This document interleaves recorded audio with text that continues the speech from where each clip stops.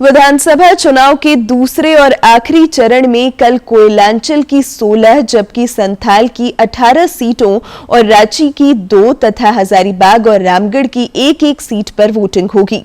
आइए इस रिपोर्ट में देखते हैं सत्ता शीर्ष तक पहुंचने में ये सीटों की कितनी महत्वपूर्ण भूमिका है। चुनावी समर में राज्य की 38 सीटों पर 20 नवंबर को वोटिंग होगी, जिसमें संथाल की 18, कोयलांचल की 16 और रांची एवं रामगढ़ की 2-2 सीटें शामिल हैं। वीरों की भूमि संथाल और कोयला खदानों के लिए प्रसिद्ध कोयलांचल की जंग सत्ता शीर्ष पर पहुंचने की सीढ़ी मानी जाती है। संथाल की 7 सीटें दुमका, जामा, शिकारीपाड़ा, बोरियो, बरहेट, महेशपुर और लिट्टीपाड़ा अनुसूचित जनजाति के लिए आरक्षित है, जबकि एक सीट देवघर अनुसूचित जाति के लिए रिजर्व है।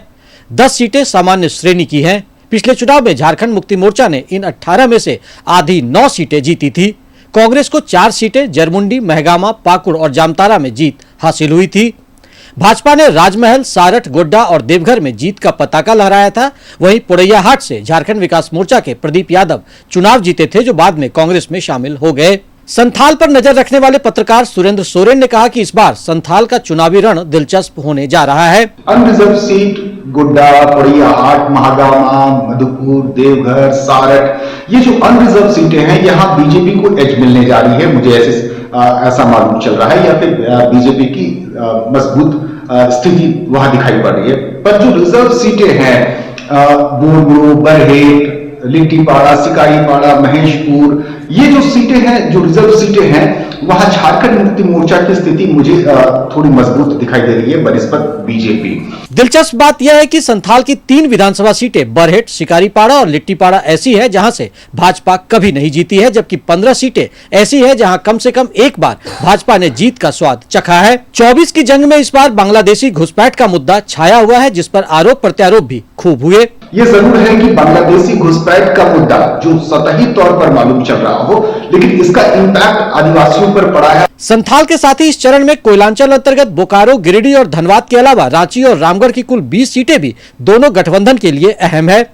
वर्तमान में इन 20 में से 9 सीट एनडीए के पास है, जिसे इस बार बचाने और बढ़ाने के लिए एनडीए ने खूब पसीना बहाया है।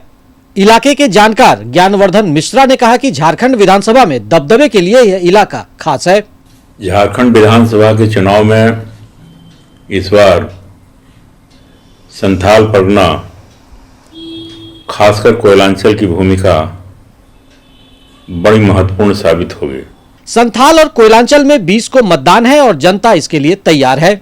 संथाल जहां वीरों की भूमि है, वहीं कोयलांचल मेहनतकशों की जमीन है।